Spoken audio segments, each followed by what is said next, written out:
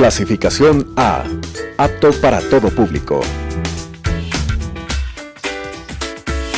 Salud en su hogar, programa enfocado al tratamiento y prevención de las enfermedades en las diferentes especialidades médicas, como ginecología, obstetricia, cardiología, oncología, traumatología, pediatría, neonatología, gastroenterología, medicina ocupacional, ecosonografía, cirugía y demás especialidades médicas, con la conducción del Dr. Patricio Barzallo. Salud en su hogar. ¿Qué tal, amigos? Un gusto nuevamente de estar con ustedes. Bienvenidos a su programa de Salud en su hogar. El día de hoy pues vamos a tocar un tema relacionado con la litiasis renal. Así es que bienvenidos, bienvenidas. Recuerden que ustedes pueden encontrarnos a través del Twitter, @Dr. Barzallo. Pueden escribirnos a la dirección electrónica drbarzallo@gmail.com y contactarse a través del teléfono 0928-328-007 o al 2461-287. Este programa se transmite en vivo y en directo a través de Canal 29 Telesucesos. Pues bien, la litiasis renal o urolitiasis es una enfermedad caracterizada por la aparición de cálculos en el aparato urinario superior, o sea, a nivel de los riñones, como podemos nosotros observar a nivel de la pantalla. Sin embargo, pueden presentarse también a nivel de la vejiga o también a nivel de la uretra. Todas estas localizaciones pueden ser fuentes frecuentes de esta patología. Ahora, ¿cuál es el punto más específico? El punto más específico es que la litiasis renal crea un grave problema de salud cuando produce dolor. El dolor que puede ser localizado en la parte posterior o en la parte inferior con irradiación hacia los genitales. Aparece cuando los cálculos en el riñón, ¿no?, se presentan o en cualquier área de los riñones. Realmente cuando los cálculos aparecen en el riñón se habla de nefrolitiasis, mientras si los cálculos se localizan en cualquier punto del aparato urinario, desde las papilas renales hasta el meato uretral, recibe la denominación de urolitiasis.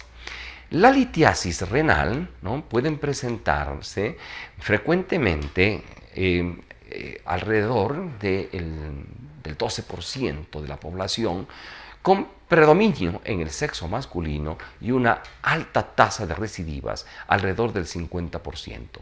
Suele afectar a pacientes en edad laboral, por lo que además de su costo directo, implica un costo indirecto muy elevado por el impacto en la actividad laboral, siendo una importante causa para el ausentismo laboral.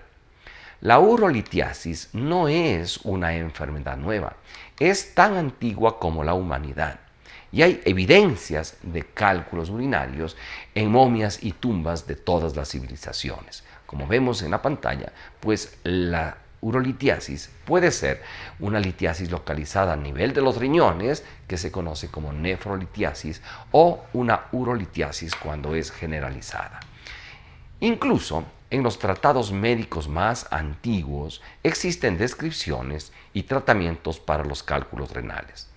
Actualmente, como vemos ahí en pantalla, se pueden identificar realmente indicios de nefrolitiasis históricamente. Actualmente se admite que la nucleación es el proceso inicial para la formación de los cristales que forman parte del cálculo urinario. Es decir, estos cálculos urinarios se debe a procesos específicos. Este proceso, como vemos en pantalla, que puede estar inducido por una variedad de sustancias o situaciones: el aumento de los denominados solutos, la modificación del pH urinario, la disminución de los inhibidores de la cristalización, etc. Una vez que se ha formado el cristal, este queda retenido en el aparato urinario y se produce su crecimiento mediante la agregación de nuevos cristales. Ahora bien, pasemos a la siguiente imagen.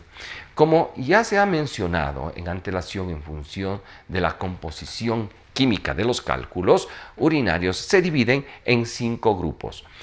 El primero, que es el grupo de los cálcicos, que a su vez puede ser de oxalato cálcico, monohidrato o dihidrato, fosfato cálcico y una combinación de fosfato y oxalato cálcico. El segundo, que es fosfato amónico magnésico. El tercero, que es ácido úrico uratos. El cuarto, que es cistina. Y el quinto, que es de otros componentes. Bien, haciendo entonces una rememoración y un resumen, decíamos que los cálculos urinarios se dividen en 5 partes. Adelante pues. ¿Cuáles son estos grandes grupos? Los grandes grupos cálcicos, que a su vez pueden ser, como decíamos, oxalatos, puede ser monohidrato o dihidrato, fosfatos cálcicos o combinaciones de los dos. Asimismo, en resumen, acuérdense, fosfato de amónico magnésico, ácidos séricos uratos, de cistinas, de otros componentes, etc. Todos los cálculos realmente comparten muchas características patogénicas, diagnósticas y terapéuticas. Aunque cada grupo tiene sus peculiaridades de suma importancia, es importante pues realmente el diagnóstico. El diagnóstico se realiza con una muy buena historia clínica, el análisis de los síntomas y signos y los exámenes complementarios. Las manifestaciones clínicas más importantes son el dolor, que suele ser intenso, tipo cólico, que suele empezar en la región lumbar, en el ángulo costo vertebral del lado afectado, que se extiende hacia adelante y se irradia hacia la región genital. Generalmente pues se asocia también a náusea y vómito y distensión abdominal en algunas ocasiones. Generalmente no cursa con fiebre y si está presente puede asociarse a una infección de vías urinarias, pudiendo existir ardor al orinar y también el dolor al orinar. Los exámenes complementarios más importantes son el examen de orina, es decir, un elemental y microscópico de orina conocido con las siglas EMO. Uno de los exámenes más importantes es la ecosonografía y en ocasiones es necesario pues realizar lo que se denomina la uroTAC. Pueden presentarse algunas complicaciones, pues a largo plazo la litiasis renal puede dar algunas de estas, como por ejemplo la pérdida de función renal, la pielonefritis e incluso el cáncer a este nivel. En las litiasis renales también existen algunos factores de riesgo que es importante que se conozcan. Unos que son generales, que incluyen, por ejemplo, la raza o grupo étnico, ya que son más frecuentes en personas asiáticas y de raza blanca. El nivel socioeconómico también es importante porque está asociada generalmente a países ricos e industrializados. También, como profesiones y actividades sedentarias, se cree que el ejercicio habitual puede prevenir la agregación cristalina. El clima, habiéndose puesto de manifiesto una asociación entre zonas geográficas con temperaturas medias, elevadas y urolitiasis con asociación que parece deberse a un mayor riesgo de deshidratación con la consiguiente disminución de la cantidad de orina denominada oliguria, que es relativa realmente, pero que conlleva sobresaturación urinaria. La dieta, especialmente si esta es rica en grasas saturadas, insaturadas, azúcares y proteínas animales. La litiasis cálcica se asocia a ingestas elevadas de sodio. Verduras como la espinaca, ricas en oxalato cálcico, están contraindicadas en estos casos. Al mismo tiempo, los enfermos con litiasis en general ingieren menos volumen de líquidos en comparación con los que no presentan esta enfermedad. El éstasis urinario, que facilita la interacción de las lesiones formadoras de cálculos y consiguientemente la formación de estos. Bien, vamos a hacer una pequeña pausa comercial en este momento para regresar con lo que es el tratamiento y algunas consideraciones específicas de esta patología, que es los cálculos a nivel del riñón y del aparato urinario, conocido como la enfermedad urolitiásica. Así es que no se vayan, volvemos enseguida. Salud en su hogar.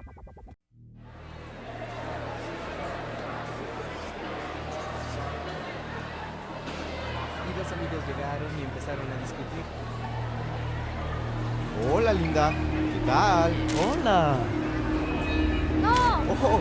Es una carta para Nick. Quiere que se la demos. Nick, léela.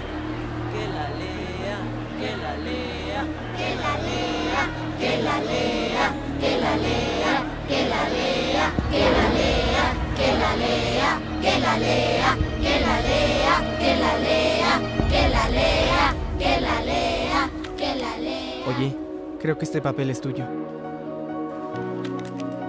Así no era la broma. Pues no.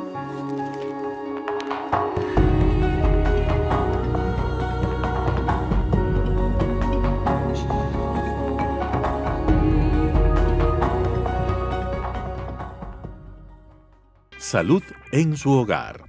Bien, distinguidos amigos, estamos ya de regreso en este su programa de Salud en su hogar. El día de hoy con el tratamiento y con el análisis de el problema litiásico relacionado con los riñones, la urolitiasis. Recuerden que ustedes pueden seguirnos a través del Facebook, Tele Sucesos Quito y Tele Salud. Este programa se transmite en vivo y en directo los días miércoles a las 12 y se reprisa los días domingos a la 1:30 de la tarde. Recuerden también que pueden ustedes contactarse a través del Twitter @Dr. Barzallo y a través del correo electrónico drbarzallo@gmail.com. Puede también usted seguirnos a través de las páginas del canal. Y recuerden que pueden contactarse a través del teléfono celular 0998-328-007 y del convencional 2461-287.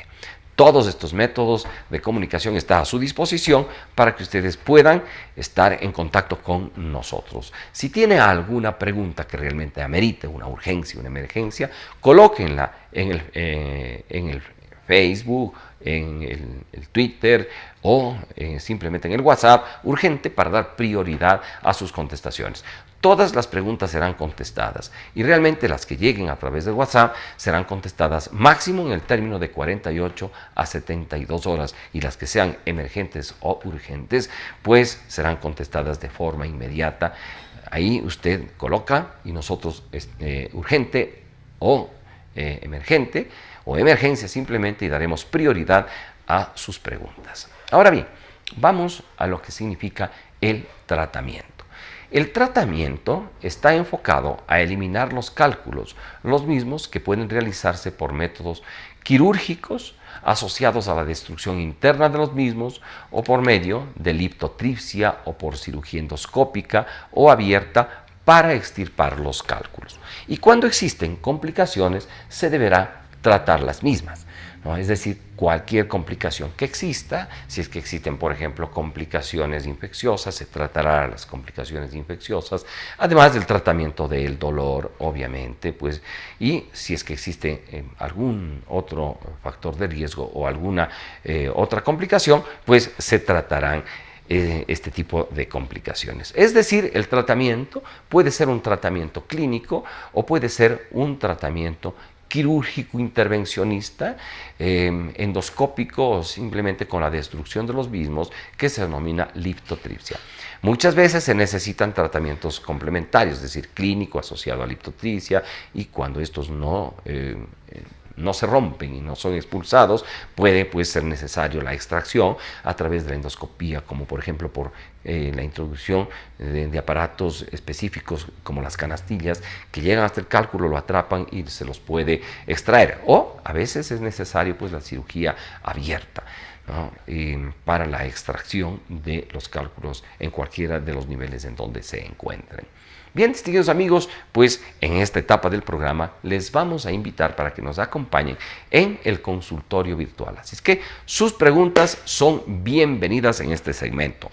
Pueden realizarlas de forma directa al teléfono 2461-287 o al celular 0998-328-007 y también al correo electrónico drbarzallo@gmail.com.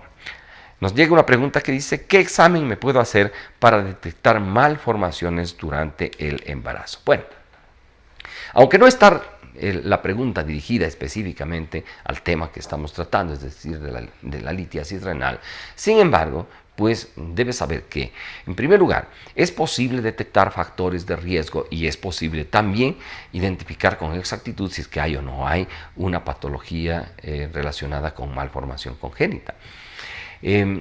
Las malformaciones congénitas, ya sea estas heredadas o por factores denominados multifactoriales cuando hay más de uno, de todos modos patologías genéticas, pues se pueden realizar evaluaciones aproximadamente a la semana 12. El tamizaje genético está indicado en toda paciente, pero con énfasis en las pacientes que tienen más de 35 años y de forma obligatoria en pacientes que tienen más de 40 años. Porque con el aumento de la edad, pues aumenta la posibilidad de presentar alteraciones de índole cromosómico, como por ejemplo el síndrome de Down o cualquiera de las otras trisomías, trisomía 18 o la trisomía 14. Entonces, lo que se recomienda es un tamizaje genético ecográfico para detección de factores de riesgo. ¿Qué se puede observar ahí? Se puede observar la falta de osificación o el retraso de la osificación del hueso nasal, pues cuando se hace una evaluación normal a esta edad gestacional, hasta las semanas 13.6 se puede observar tranquilamente el hueso nasal, incluso mucho antes. Si el promedio es a las 12 semanas, pues se puede observar el hueso nasal. En aquellos pacientes o en aquellos fetos que tienen algunos inconvenientes relacionados especialmente con la trisomía, pues el hueso nasal no se observa porque tiene un retraso en su osificación. No es válido después de las 13.6 semanas porque todos los niños, todos los fetos, con o sin patología genética, pues presentan hueso nasal. Ahora, también se puede evaluar el ángulo frontonasal, se puede evaluar la translucencia nucal, se puede evaluar el reflujo de las válvulas, especialmente de la válvula tricuspidia, se puede evaluar el ductus venoso, el flujo de este ductus venoso que se altera cuando existe algún tipo de estos inconvenientes. Si es que hay la detección ecosonográfica de estos factores de riesgo, pues amerita un examen de evaluación realmente microscópica, es decir, se tiene que hacer un mapeo cromosómico. Esto se puede hacer a través de dos métodos: por extracción de las vellosidades coriales, lo que se denomina la biopsia de las vellosidades coriales, que se hace inmediatamente de la sospecha diagnóstica. Después, esto está indicado después de las 12 semanas y lo más tempranamente posible, antes de que estén sobre las 15, 16 semanas, que es la época en la cual se hace pues una punción para extracción de líquido amniótico, y de ahí del líquido amniótico, por técnicas especiales centrifugales, aislar las células, que al final son células embrionarias las que se encuentran allí, y hacer la evaluación de los cromosomas, para hacer lo que se denominaba pues el mapeo cromosómico. Este mapeo cromosómico que está enfocado a la identificación de los pares de los cromosomas, ¿no?, para ver el par que está alterado, el par que es trisómico en definitiva.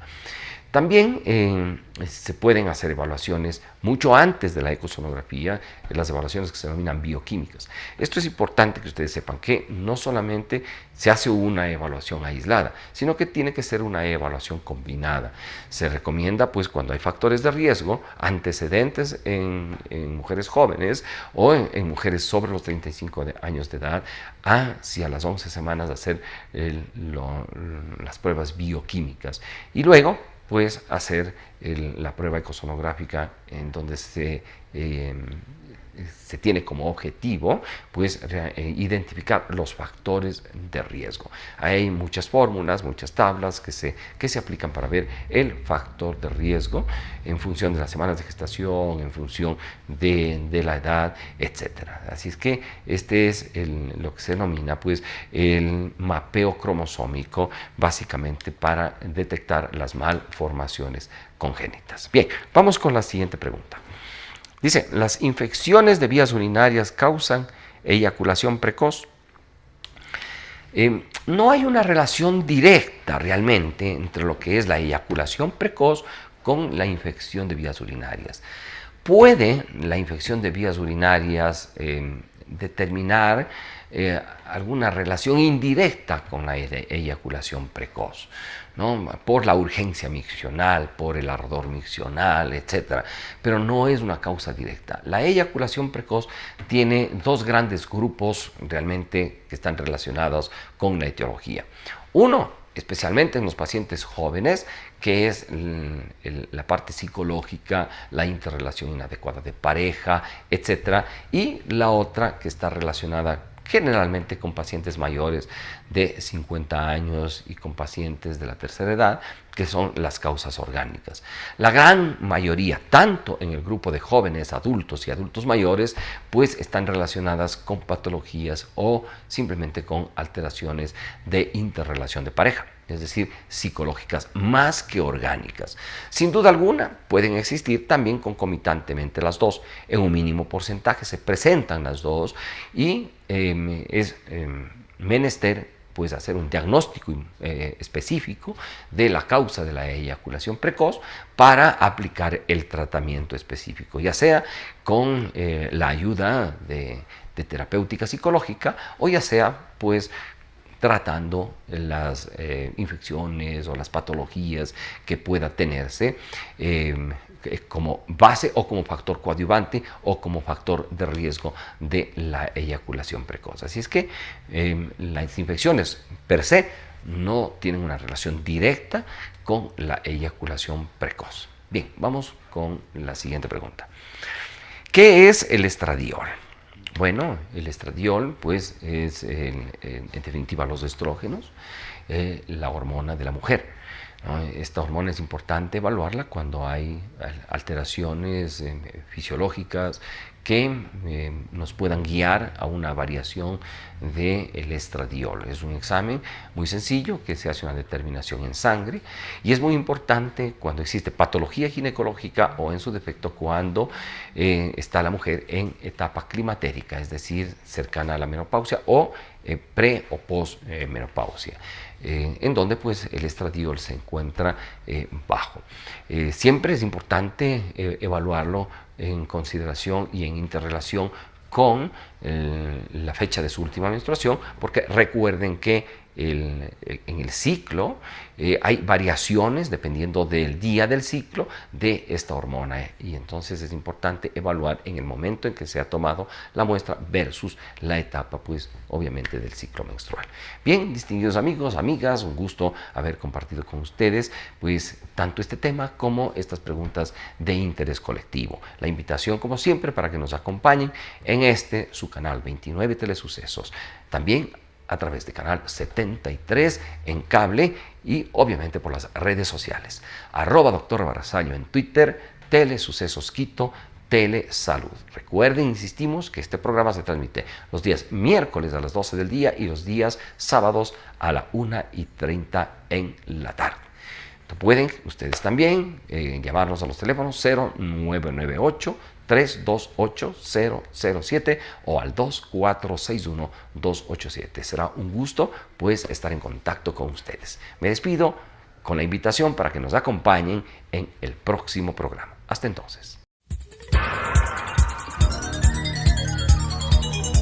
Las opiniones vertidas en este espacio por la producción y dirección del programa son de exclusiva responsabilidad de sus autores y de quienes intervienen en ellos.